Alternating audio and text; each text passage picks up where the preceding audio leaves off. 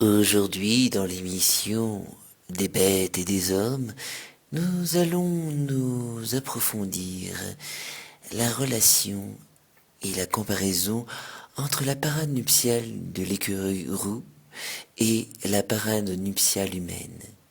Comme vous voyez ici la femelle à droite et le jeune mâle orange accompagné de son tonton en bleu qui lui donne de bons conseils. Il préfère partir et laisser le jeune s'occuper de la jeune femelle, mais celui-ci lui propose de passer et de rejoindre sa couche. Elle préfère d'abord le sentir pour bien reconnaître qui il est, mais lui se sent agressé. Son oncle lui dit rien de plus normal, c'est la première fois. Oh, elle a le drôle de façon. Et tu lui plais. Mais je... Ouf.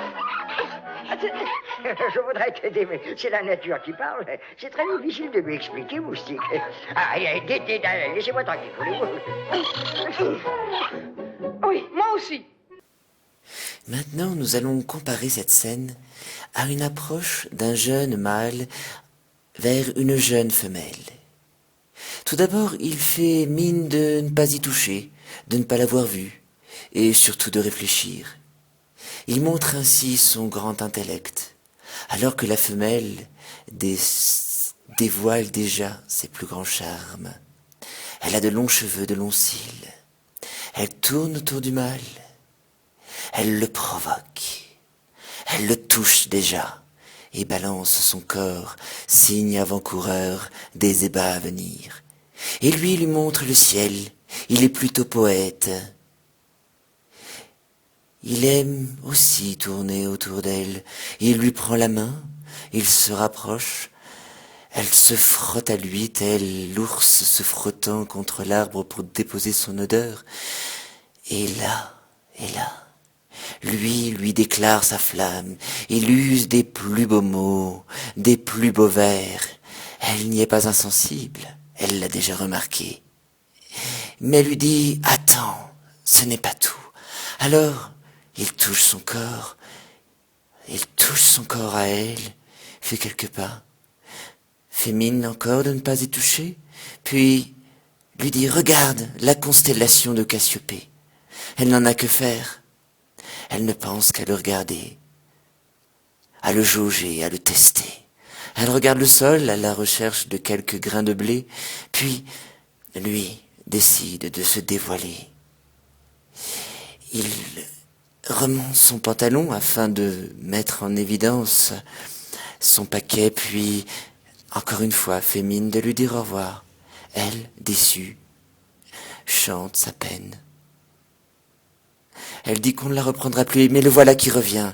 Et oui, c'est l'homme poète, il revient toujours deux fois, afin de séduire la femelle. Puis il lui dit, reviens, viens chez moi, s'il te plaît. Alors elle, dans un souci de beauté, se croise encore les cils, décide de descendre un peu son poitrail, et compte jusqu'à 3 avant d'y aller. Et recompte jusqu'à 3. Elle décide. Elle y va. Elle regarde la constellation. Et elle est contente. Et maintenant, je vous propose de revoir la même scène avec la bande originale. C'était évidemment, et j'ai compté en te voyant, mais lui j'ai mis des notes dans mes cheveux, un peu plus de noir sur mes yeux, ça l'a fait trop. Quand il s'est approché de moi, j'aurais donné n'importe quoi pour me séduire.